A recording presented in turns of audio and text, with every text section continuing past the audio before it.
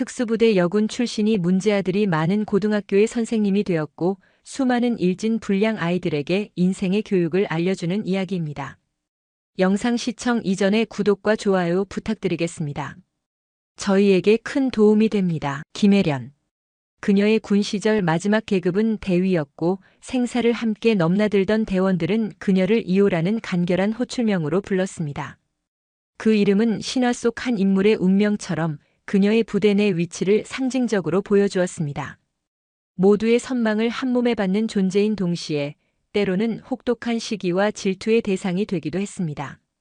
그녀가 몸담았던 곳은 대한민국에서 가장 날카로운 창이자 가장 견고한 방패로 일컬어지는 육군 특수전사령부 제707 특수임무단 세간의 백호부대라 알려진 전설적인 조직이었습니다. 그리고 그녀는 그 부대에 살아있는 역사 그 자체였습니다. 부대 창설 이래 전무후무했던 최연소 여성 팀장이었고 인간의 육체적, 정신적 한계를 극한까지 밀어붙이는 모든 훈련 과정을 압도적인 성적으로 돌파해낸 독보적인 인물이었습니다. 그녀의 손은 단 한 번의 절도 있는 움직임으로 상대의 숨을 멎게 하는 치명적인 기술에 통달했고 그녀의 눈은 칠흑 같은 어둠이 내린 사냐에서도 킬로미터 밖의 작은 목표물을 한치의 오차 없이 포착해내는 경지에 이르러 있었습니다. 수직으로 쏟아져 내리는 고공강하와 적진 깊숙이 침투하는 고공낙하, 언제 터질지 모르는 급조 폭발물을 해체하는 섬세한 손길, 가장 원시적인 칼 한 자루에 의지한 처절한 근접 전투와 물 한 모금 없이 버텨내야 하는 혹독한 환경에서의 생존술까지.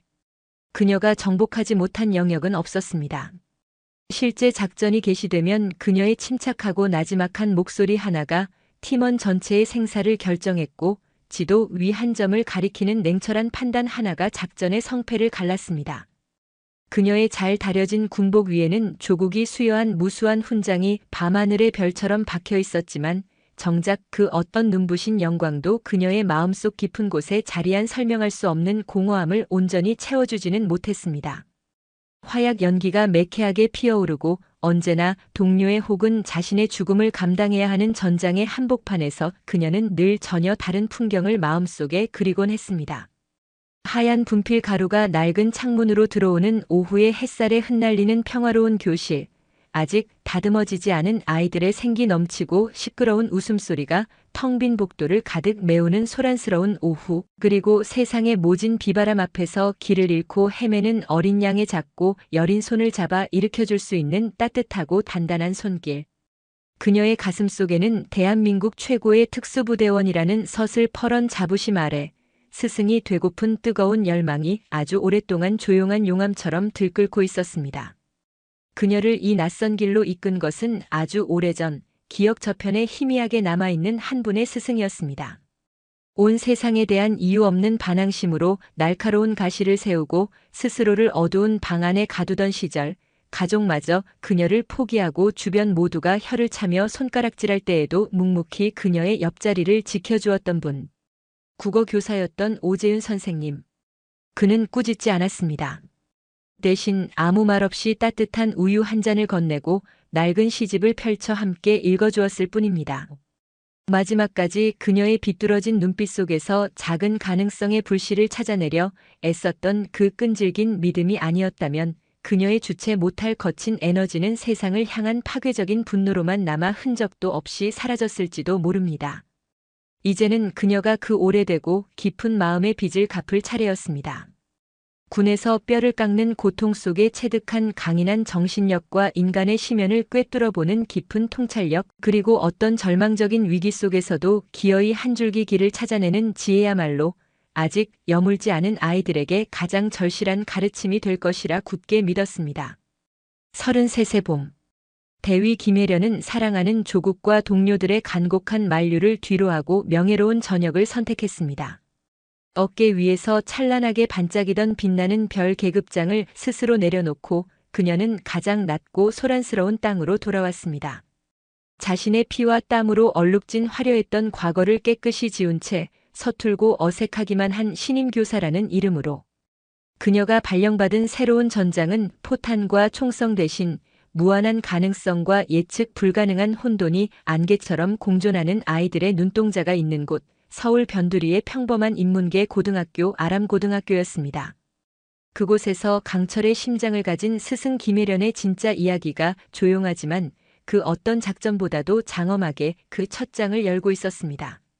아람고등학교 2학년 3반. 교사들 사이에서 그곳은 공식적인 명칭 대신 지뢰밭이라는 살벌한 암호로 불렸습니다. 해마다 크고 작은 사고가 끊이지 않았고 수십 년 경력에 노련한 교사마저 한 학기를 채 버티지 못하고 두 손 두 발 다 들고 나가떨어지는 학교 안의 작은 치외법권 지대였습니다. 김혜련이 첫 출근 도장을 찍은 날 백발이 성성한 교감은 거의 애원하는 듯한 눈빛으로 그녀에게 2학년 3반의 담임을 맡아줄 수 있겠냐고 조심스럽게 물었습니다. 이미 5명의 내부 교사가 이런저런 핑계를 대며 고사한 모두가 기피하는 자리였습니다. 그녀가 받아든 학생 명부 파일의 맨 위에 자리한 이민수라는 이름 위에는 마치 연쇄살인범의 몽타주 위에 찍힌 경고 딱지처럼 붉은색 형광펜으로 여러 개의 동그라미가 섬뜩하게 쳐져 있었습니다. 김혜련 선생님 정말로 괜찮으시겠습니까? 그 반 아이들은 저희가 가진 교육적 상식으로는 도저히 이해하거나 통제하기 힘든 아이들입니다. 특히 이민수 그 아이는 교감의 말끝에는 깊은 피로와 무력함, 그리고 이 젊고 의욕 넘치는 신임 교사를 사지로 밀어넣는 것만 같은 미안함이 짙게 배어 있었습니다. 혜련은 그런 교감을 향해 오히려 맑고 고요한 그 깊이를 알 수 없는 미소로 답했습니다. 제가 한번 해보겠습니다, 교감 선생님. 밭이 거칠수록 정성 들여 가꿀 보람이 있는 것 아니겠습니까? 그리고 아이들에게는 죄가 없습니다. 아직 배우지 못했을 뿐이겠지요. 그녀의 차분하고 나지막한 목소리에는 이상하게도 듣는 사람의 불안한 마음을 진정시키는 힘이 있었습니다. 교무실의 무겁고 침체된 공기 속에서 유일하게 그녀에게 다가와 말을 건넨 것은 아람고의 터줏대감이자 10년 넘게 학생부장을 맡고 있는 체육교사 박철민이었습니다. 그는 땀과 파스 냄새가 뒤섞인 퉁명스럽기 짝이 없는 말투였지만 그 안에는 희미한 걱정과 인간적인 연민이 묻어났습니다. 김 선생, 새로 오자마자 제일 빡센데, 아니, 그냥 지옥에 떨어진 거나 마찬가지네. 보기엔 하늘하늘한데 괜찮겠어?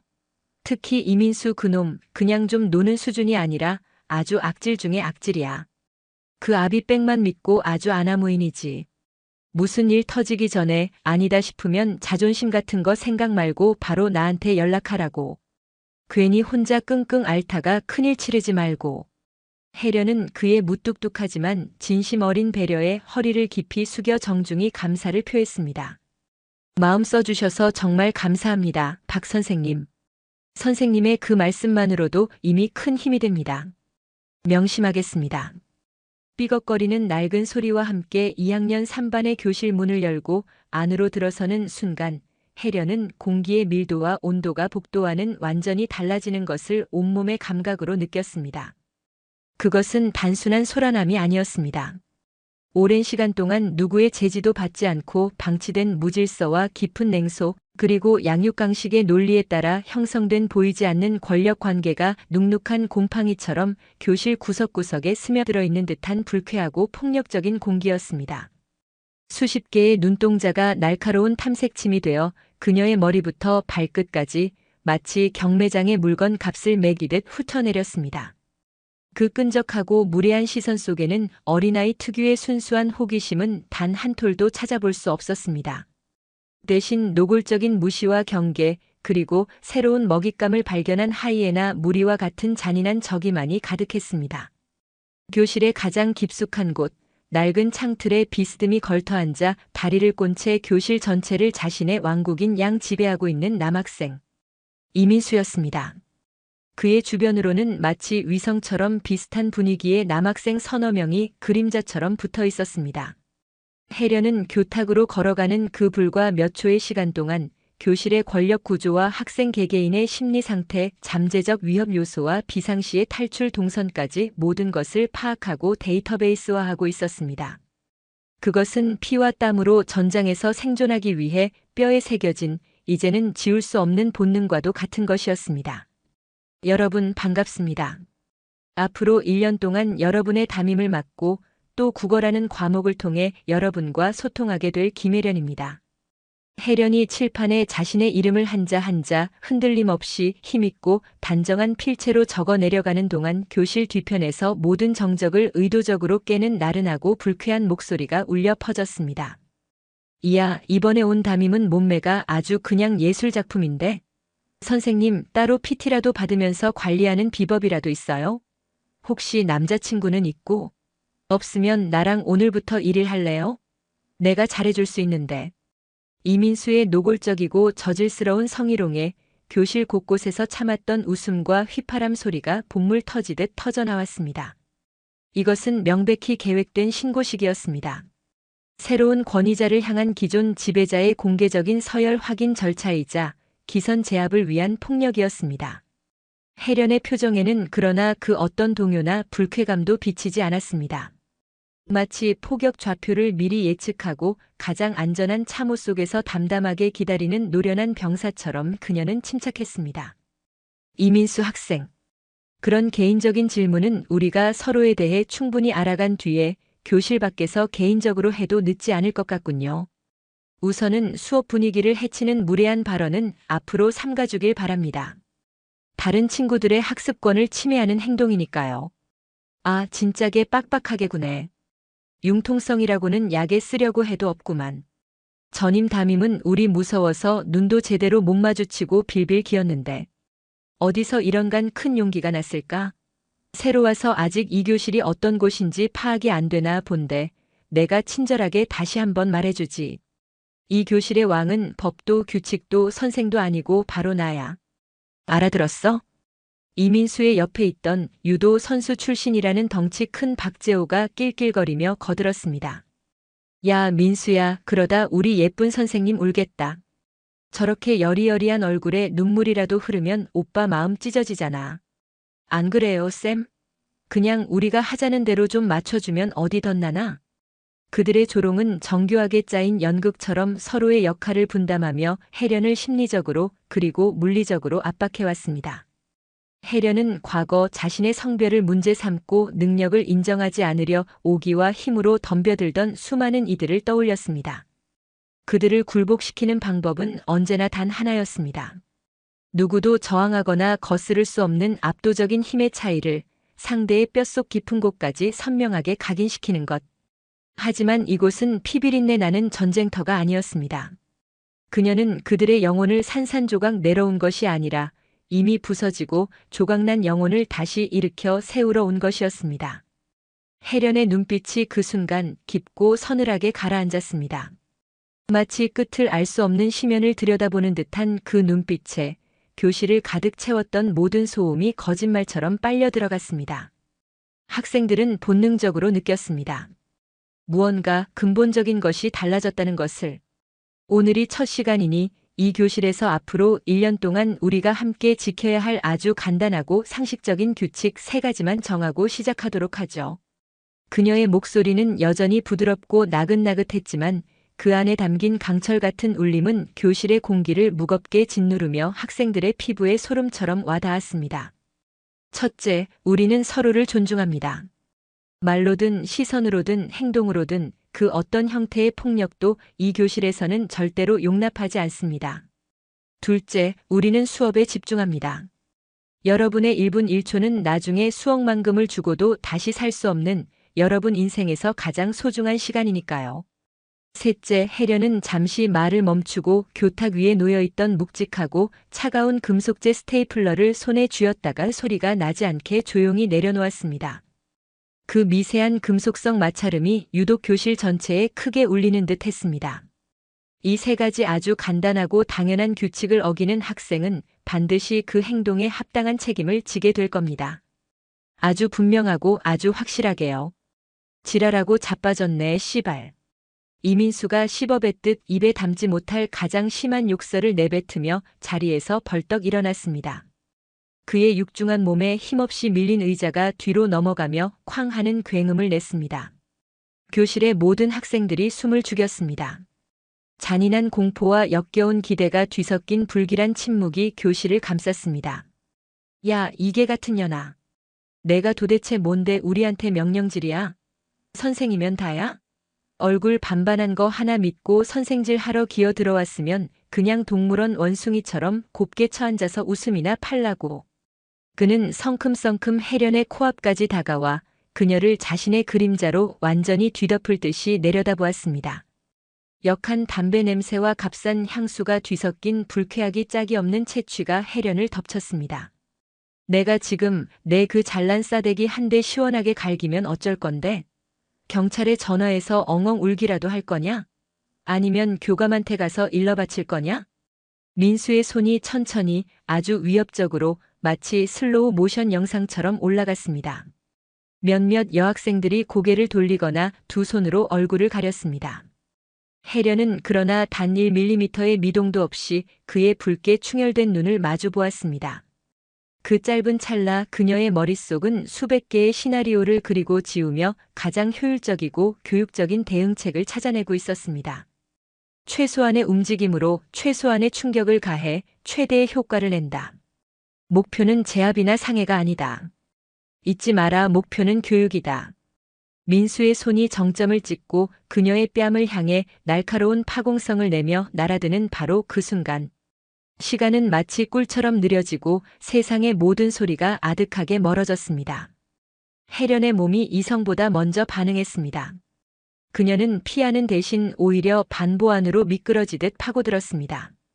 동시에 그녀의 왼손이 마치 살아있는 생물처럼 춤을 추듯 부드러운 원을 그리며 민수의 손목 안쪽 신경이 집중된 급소를 정확하고 부드럽게 감쌌습니다. 민수의 입에서 인간의 것이라기보다는 짐승의 것에 가까운 짧고 날카로운 비명이 터져나왔습니다.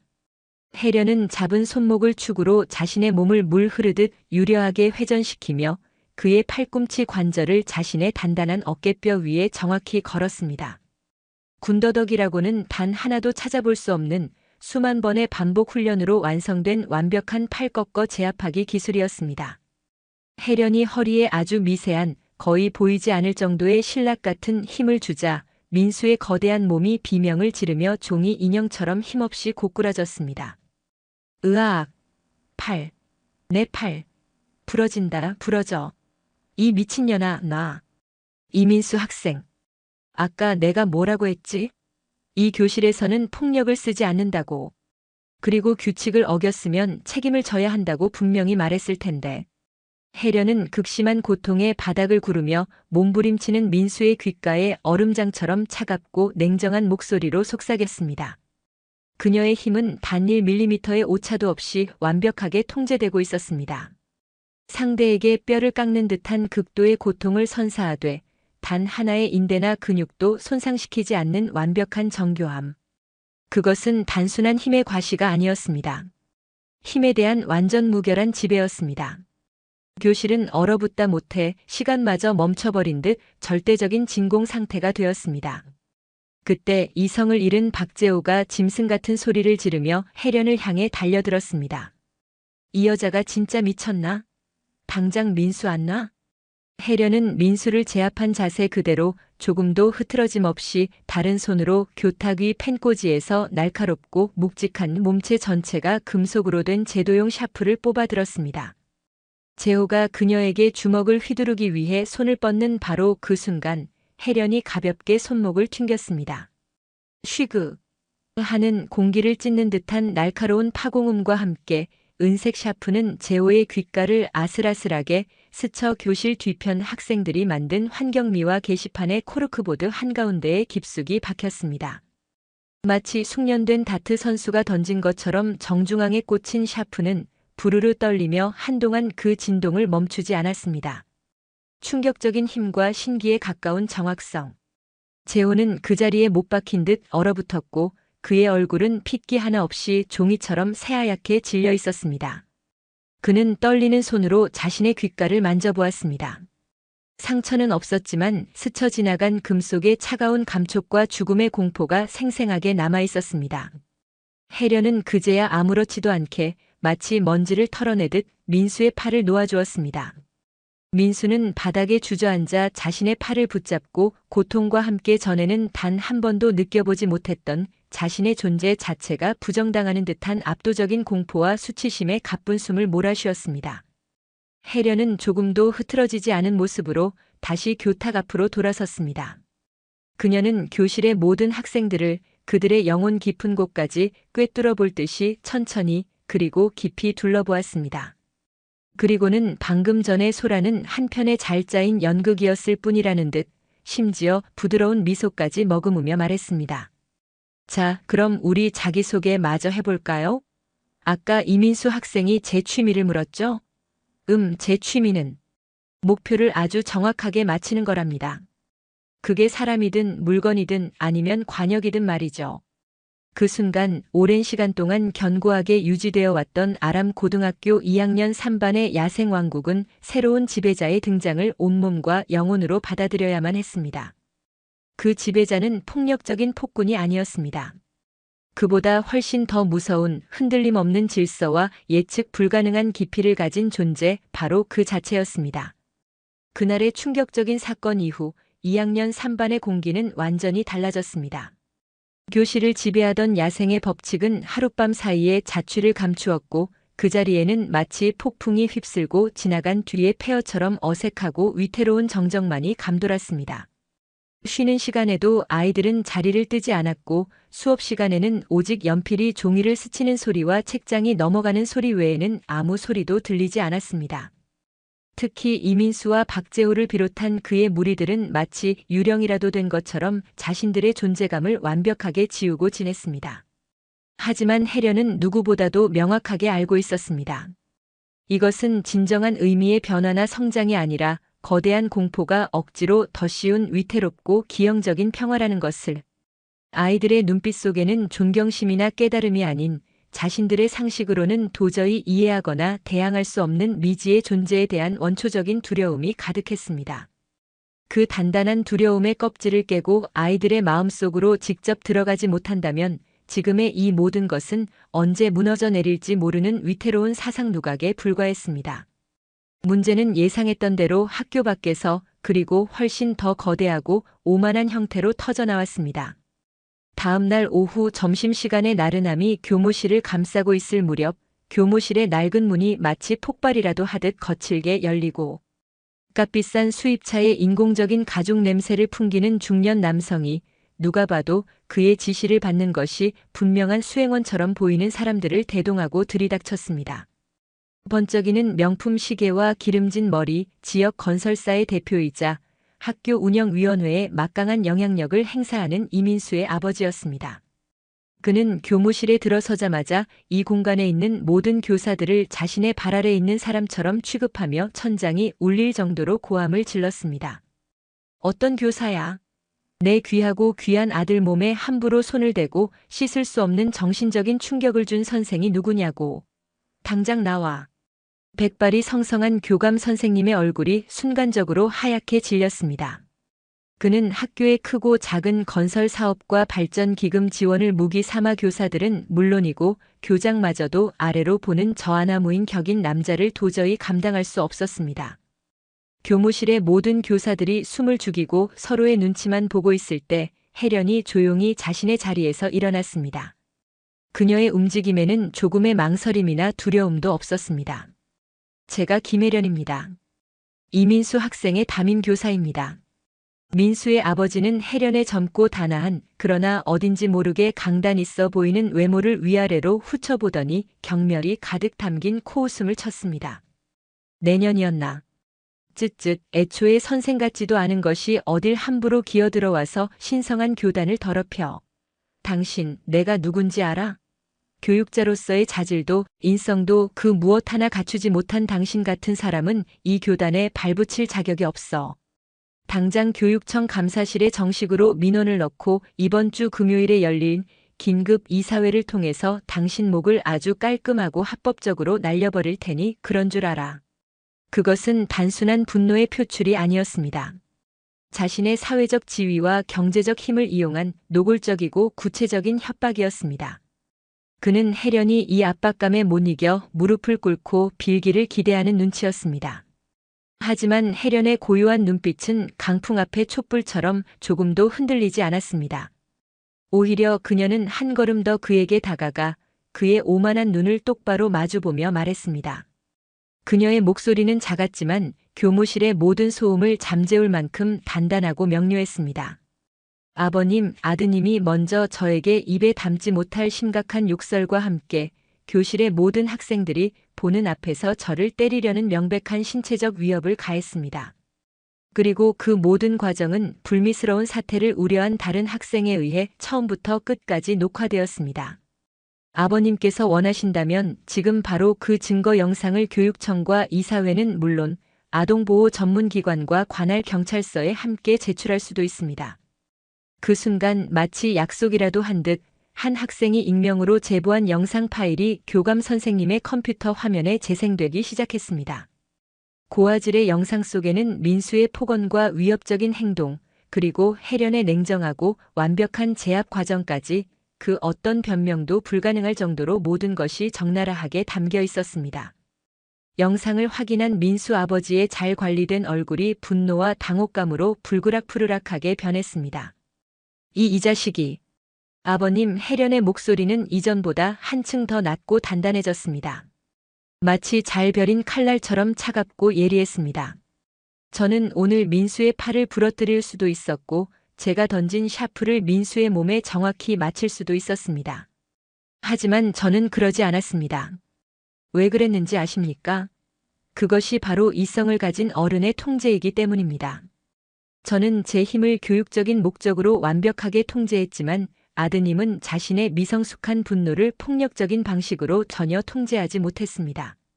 아버님께서는 아드님이 세상 밖에서 잘못을 저질렀을 때 그 잘못을 스스로 돌아보고 바로잡는 법 대신 아버님의 돈과 권력으로 문제를 덮고 넘어가는 법을 가르치셨을지도 모르겠습니다. 하지만 그것은 아이를 위하는 길이 아니라 사회적 책임감이라고는 찾아볼 수 없는 더 큰 괴물로 만드는 길입니다. 그녀의 말 한마디 한마디는 단순한 교훈이나 변명이 아니었습니다. 상대의 가장 아픈 곳, 가장 부끄러운 곳을 정확히 찌르는 날카로운 외과 의사의 메스와도 같았습니다. 민수의 아버지는 평생 그 누구에게서도 들어본 적 없는 직설적이고 모욕적인 지적에 분노로 온몸을 부들부들 떨었지만 명백한 증거 영상과 혜련의 흔들림 없는 압도적인 기세 앞에서 그 어떤 반박도 하지 못했습니다. 그는 두고 보자는 상투적이고 공허한 말을 간신히 내뱉고는 들어올 때의 기세등등함은 온데간없이 치욕감에 휩싸인 채 도망치듯 교무실을 빠져나갔습니다. 그 거대한 소란이 끝난 후 교무실에는 어색한 정적이 흘렀습니다. 그때 박철민 교사가 아무도 모르게 혜련의 책상 위에 자판기에서 뽑은 시원한 캔커피 하나를 툭 놓고 갔습니다. 그는 다른 교사들의 눈치를 살피며 낮은 목소리로 말했습니다. 이야, 속이 다 시원하네. 10년 묵은 체증이 한 방에 내려가는 기분이야. 김 선생 정말 대단하네. 근데 진짜 조심해야 해. 저 인간 저렇게 공개적으로 망신당한 건 절대 그냥 안 넘어가. 분명히 다른 방법으로 아주 교활하고 비열한 방법으로 김 선생을 괴롭히려 들 거야. 학교 밖에서 말이야. 혜련은 그의 말없는 지지와 현실적인 조언에 깊은 감사를 느꼈습니다. 이 거대하고 낯선 학교라는 조직 안에서 그래도 자신의 편이 되어줄 사람이 단 한 명이라도 있다는 사실이 작지만 굳건한 위안이 되었습니다. 며칠 뒤 혜련은 교실 구석에서 늘 창밖만 바라보며 조용히 스케치북에 그림을 그리던 유진우의 가느다란 팔뚝에 교복 소매 아래로 희미하게 비치는 오래된 멍자국을 발견했습니다. 그것은 최근에 아이들끼리 장난치다 생긴 붉고 선명한 상처와는 다른 종류의 이미 색이 바래고 방치된 듯한 슬픈 흔적이었습니다. 진우야, 팔에 멍이 들었네. 어디 부딪혔니? 혹시 아프면 선생님이랑 보건실에 같이 가보자. 혜련은 일부러 다른 아이들이 눈치채지 못하도록 부드럽고 조용한 목소리로 진우를 이끌어 보건실로 향했습니다. 아람 고등학교의 보건교사 오은영은 아이들에게 은영 엄마라고 불릴 정도로 따뜻하고 속이 깊은 학교의 숨은 상담가와도 같은 존재였습니다. 그녀는 진우의 상처를 능숙하고 부드럽게 소독하고 약을 발라주며 진우가 잠시 침대에 누워 안정을 취하는 사이 조용한 목소리로 혜련에게 말했습니다. 그녀의 목소리에는 깊은 연민과 안타까움이 배어 있었습니다. 진우, 집안 사정이 많이 복잡해요. 아버님께서 술만 드시면 집안 물건을 부수고 가끔은 저 아이는 자기가 몸으로 맞는 것보다 아버지가 술에 취해 자신의 스케치북을 갈기갈기 찢어버리는 걸 더 속상해하고 무서워하는 아이예요. 저 아이에게 그림은 이 힘든 세상을 버티게 해주는 유일한 탈출구거든요. 오은영의 담담한 말 한마디 한마디는 보이지 않는 무거운 추가 되어 혜련의 가슴을 깊고 아프게 짓눌렀습니다. 아이들이 짊어지고 있는 상처와 고통은 자신이 통제할 수 있는 학교라는 울타리 안에만 있는 것이 아니었습니다. 누구도 들여다보지 않는 가정이라는 이름의 가장 깊고 어두운 그늘 아래서 훨씬 더 깊고 어둡게 그리고 오랫동안 쫓아다니며 골마가고 있었습니다. 선생님, 오은영이 따뜻한 유자차를 건네며 혜련의 손을 가만히 잡았습니다. 김 선생님처럼 아이들 마음을 진심으로 들여다봐 주시는 분이 우리 학교에 오셔서 제가 다 든든하고 기뻐요. 저 아이들, 우리 아이들 잘 좀 부탁드립니다. 혜련은 그녀의 따뜻하고 간절한 손을 마주 잡으며 굳게 고개를 끄덕였습니다. 그녀는 이제 박철민이라는 든든하고 현실적인 외부의 방패와 오은영이라는 따뜻하고 지혜로운 내부의 조력자를 얻었습니다. 그리고 그녀는 다시 한번 결심했습니다. 이 여리고 상처받은 아이들을 괴롭히고 있는 것이 무엇이든 그것이 교실 안의 철없는 폭력이든 교실 밖의 거대하고 비정한 어둠이든 자신의 모든 것을 걸고 맞서 싸워 아이들을 반드시 지켜내겠다고 말입니다. 그것이 바로 그녀가 군복을 벗고 이 자리에 온 유일한 이유였으니까요. 며칠 후 딱딱하고 건조한 고전 문법 수업이 예정되어 있던 5교시 국어 시간. 창밖에서는 가을의 끝자락을 알리는 바람이 나뭇잎들을 불안하게 흔들고 있었습니다.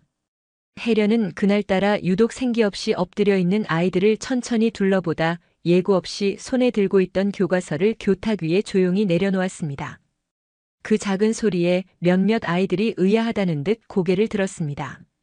학생들은 어리둥절한 표정으로 그녀를 바라보았습니다. 규칙과 계획을 생명처럼 여기는 그녀의 평소 모습과는 너무나도 다른 행동이었기 때문입니다. 그녀는 교탁에 살짝 기대앉아 교실을 가득 채운 침묵 속에서 나지막한 목소리로 자신의 이야기를 시작했습니다. 누구에게도 선뜻 꺼내놓은 적 없었던 그녀의 인생을 송두리째 바꿔놓았던 가장 깊은 곳의 상처와 후회에 대한 이야기였습니다. 여러분 나이대의 저도 어쩌면 여러분보다 훨씬 더 어리석고 훨씬 더 제멋대로인 학생이었습니다. 그녀의 고백은 교실 안에 작은 파문을 일으켰습니다. 완벽하고 흠결 없어 보이는 그녀에게도 그런 시절이 있었다는 사실이 아이들에게는 쉽게 믿기지 않는 이야기였습니다. 세상이 온통 불만투성이었고 어른들의 모든 말이 위선처럼 들렸습니다. 주체할 수 없는 에너지를 어디에 풀어야 할지 몰라 늘 주먹을 앞세웠습니다. 그러다 제 인생에서 가장 큰 평생을 가도 지울 수 없는 실수를 저질렀습니다. 저에게는 아주 소중한 친구가 하나 있었습니다. 수진이라고. 어느 비 오는 날 사소한 오해로 시작된 말다툼이 걷잡을 수 없이 커졌습니다. 빗소리와 함께 서로에게 상처 주는 말들이 오갔고 이성을 잃은 저는 그 친구를 거칠게 밀어버렸습니다. 수진이는 빗물에 젖은 계단에서 발을 헛디뎠고 저는 제 눈앞에서 제 가장 친한 친구의 다리가 비정상적인 각도로 꺾이는 소리를 똑똑히 들었습니다. 그날의 빗소리, 수진이의 비명, 그리고 제 손에 남아있던 차가운 감촉은 아직도 제 꿈에 나타나 저를 괴롭힙니다. 혜련의 목소리는 떨리지 않았지만 그 고백을 듣는 학생들은 그녀의 고요한 눈빛 속에 깊게 가라앉아 있는 지워지지 않는 슬픔과 자책의 그림자를 똑똑히 읽을 수 있었습니다. 이민수는 자신도 모르게 마른 침을 삼켰고 박재호는 고개를 숙였습니다. 저는 그날 처음으로 깨달았습니다.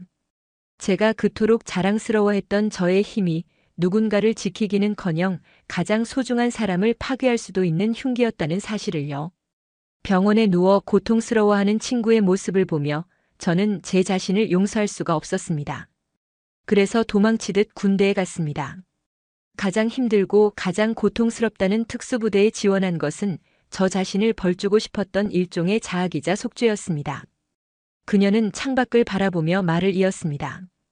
그녀의 시선은 먼 과거의 어느 한 지점에 머물러 있는 듯 했습니다. 저는 그곳에서 사람을 해치는 기술을 배운 것이 아닙니다. 오히려 그 반대였습니다.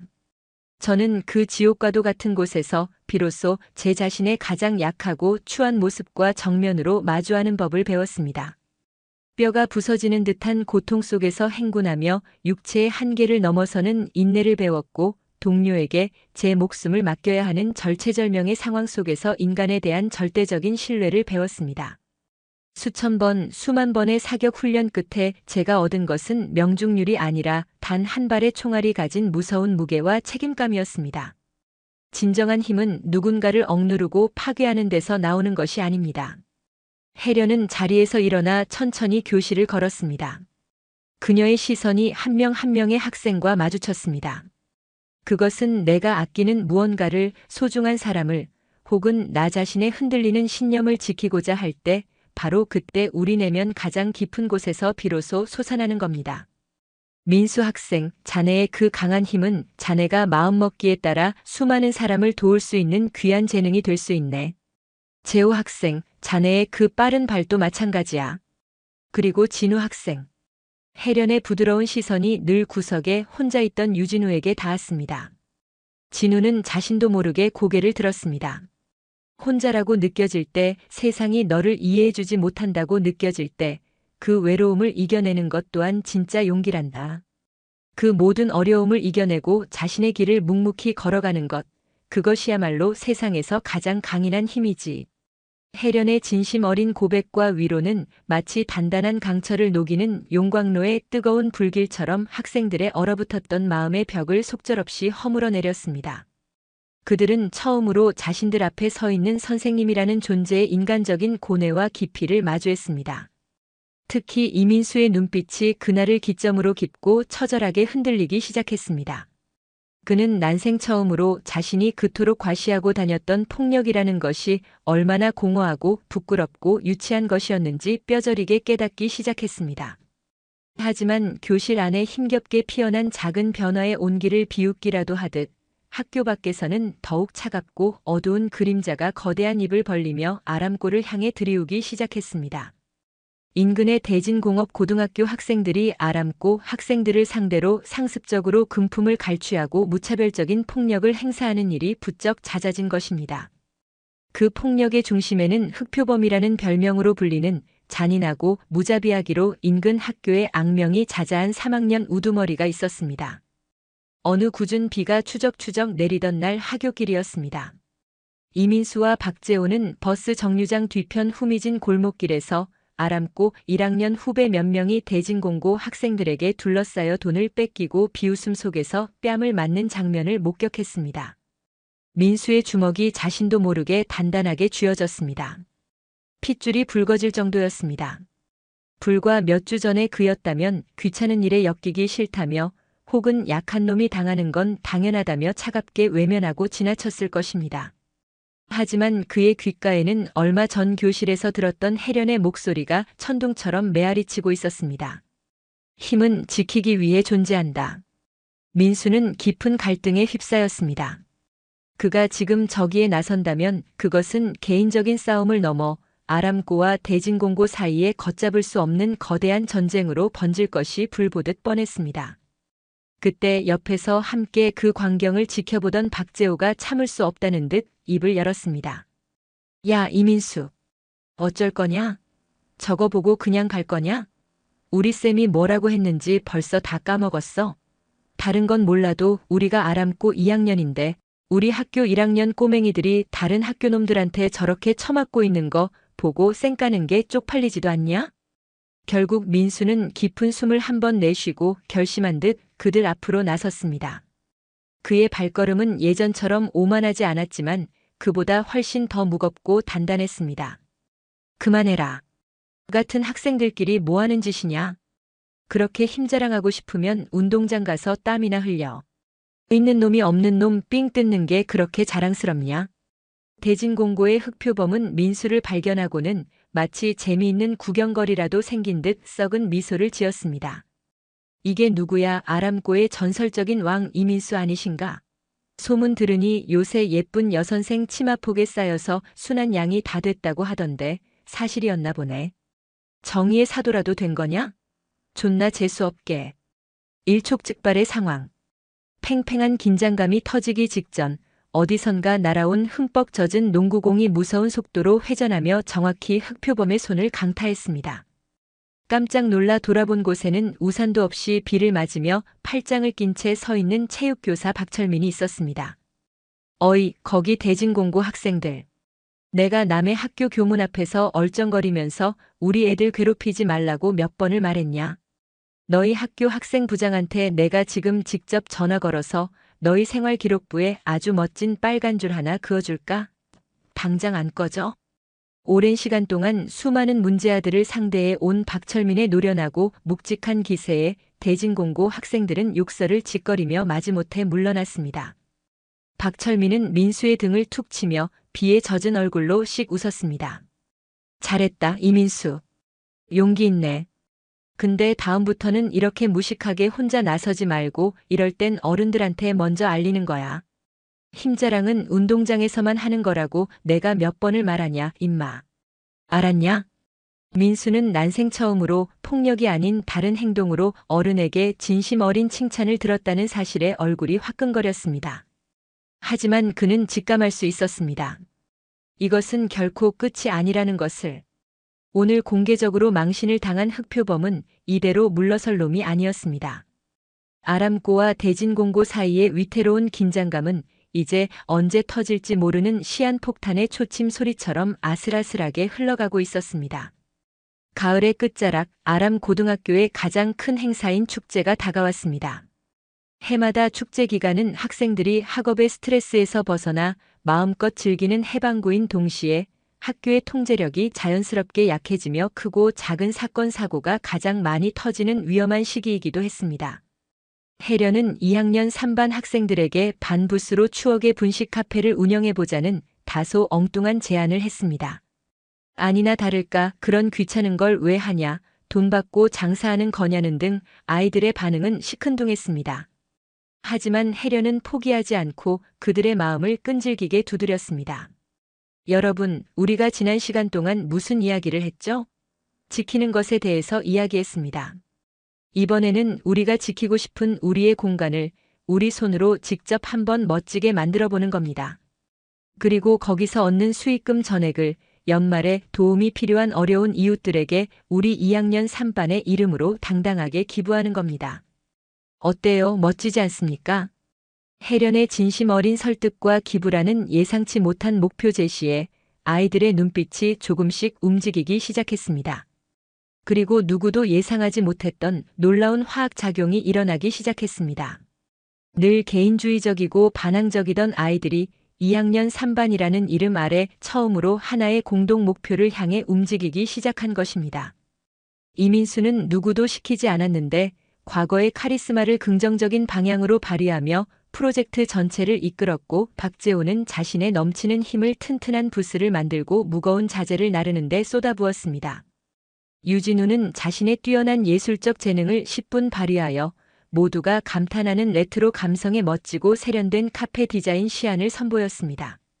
아이들은 난생 처음으로 함께 땀을 흘리고 떡볶이 소스의 매운맛 단계를 두고 열띤 토론을 벌이고 밤늦게까지 학교에 남아 페인트 칠을 하며 무언가를 함께 창조해 나가는 순수하고 벅찬 기쁨을 맛보았습니다.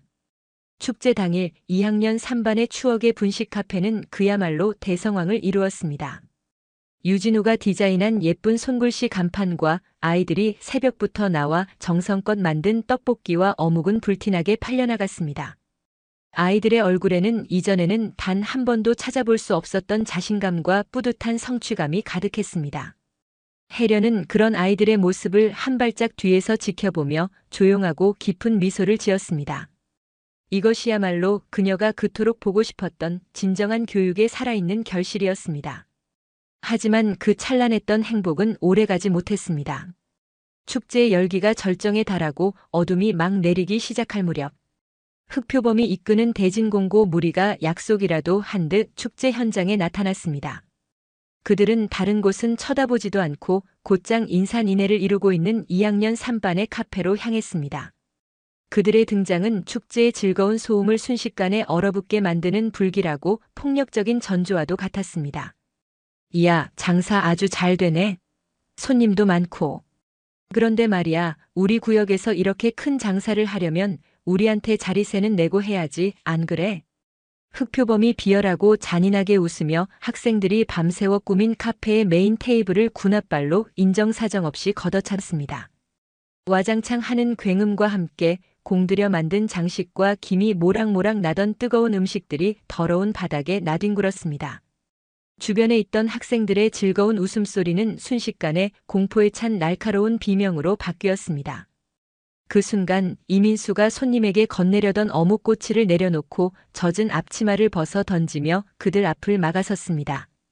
그의 눈에는 더 이상 과거의 철없고 오만한 분노가 아닌 자신과 친구들이 피땀 흘려 만든 소중한 것을 지키려는 결연하고 성숙한 의지가 활활 불타고 있었습니다.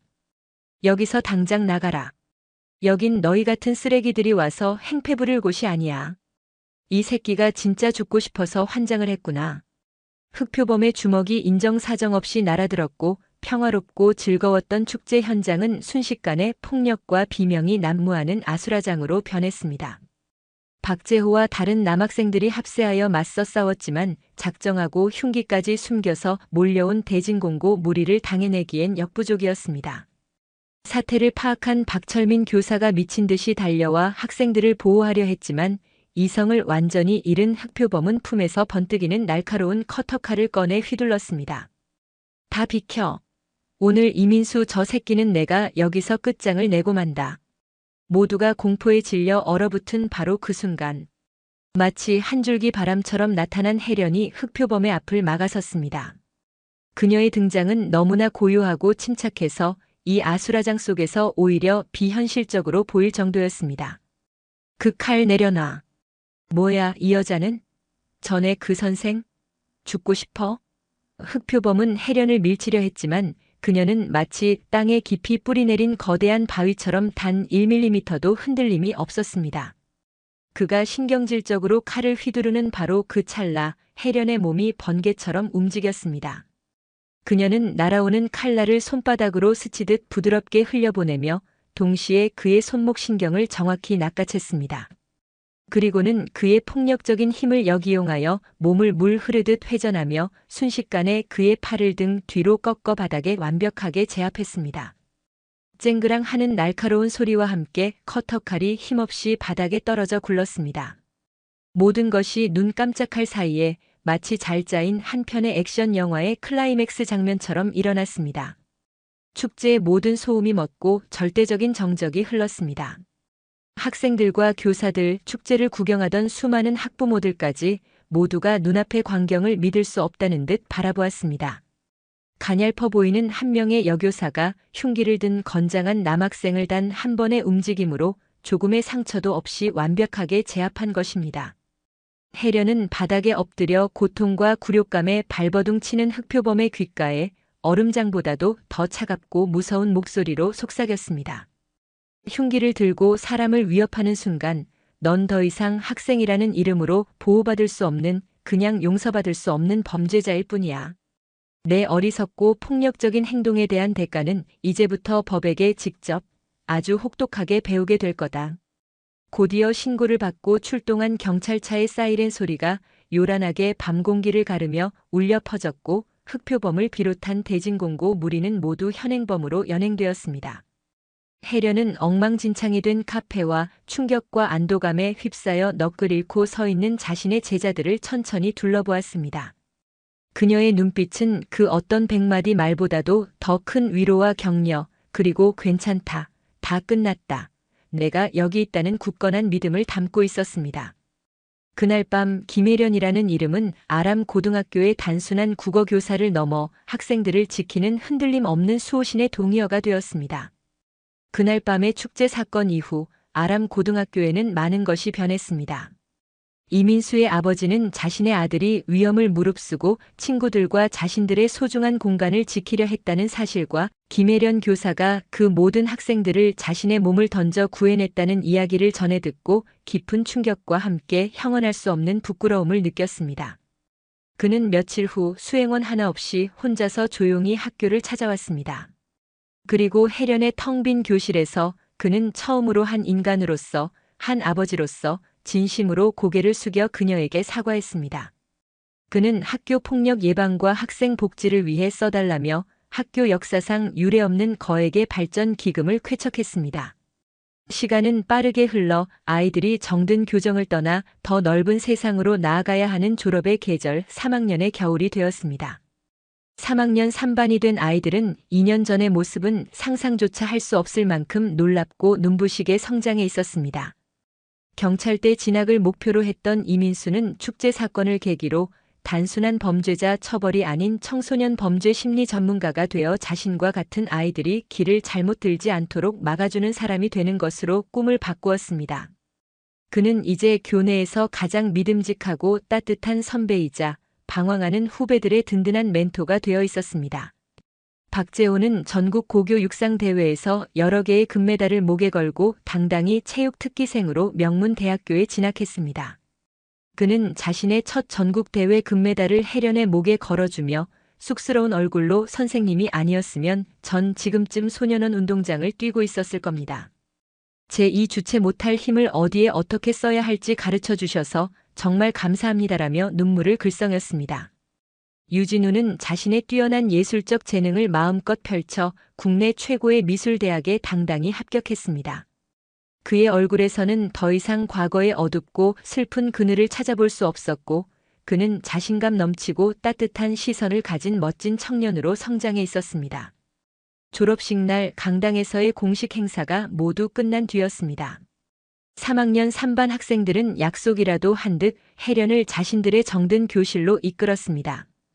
교실에는 그들이 혜련 몰래 몇 날 며칠을 밤새워 준비한 작은 이벤트가 기다리고 있었습니다. 유진우가 중심이 되어 그린 3학년 3반 학생 모두의 개성 넘치고 행복한 웃는 얼굴이 담긴 거대한 대형 그림이 칠판 가득 걸려 있었습니다. 그림의 한가운데에는 세상에서 가장 따뜻하고 강인한 미소를 짓고 있는 혜련의 모습이 그려져 있었고 그 아래에는 유진우의 멋진 손글씨로 이렇게 적혀 있었습니다. 우리의 영원한 캡틴 김혜련 선생님. 당신은 저희의 어두운 밤을 밝혀준 유일한 별이었습니다. 이민수가 반 친구들을 대표하여 떨리는 목소리로 직접 쓴 편지를 읽어 내려갔습니다. 사랑하고 존경하는 김혜련 선생님께 얼음장처럼 차갑고 어두웠던 저희의 세상에 가장 뜨거운 불꽃이 되어 걸어 들어와 주셔서 감사합니다.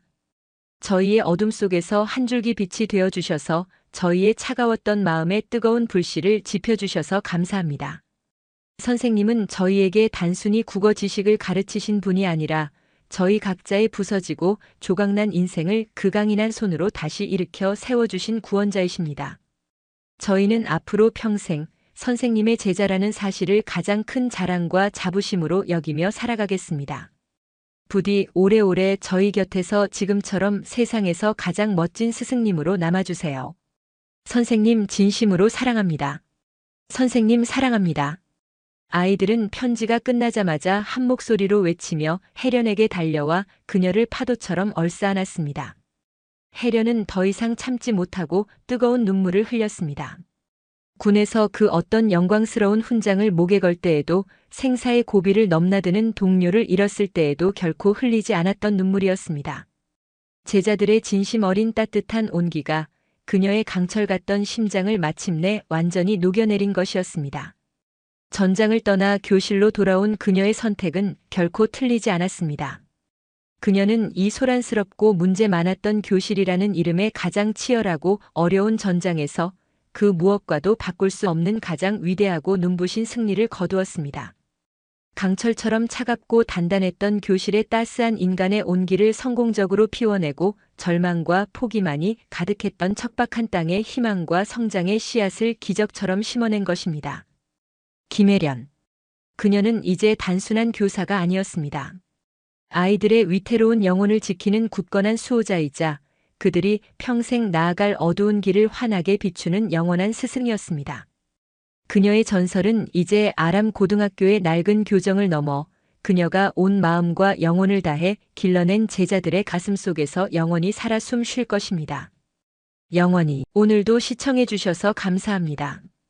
영상이 즐거우셨다면 구독과 좋아요 부탁드리겠습니다.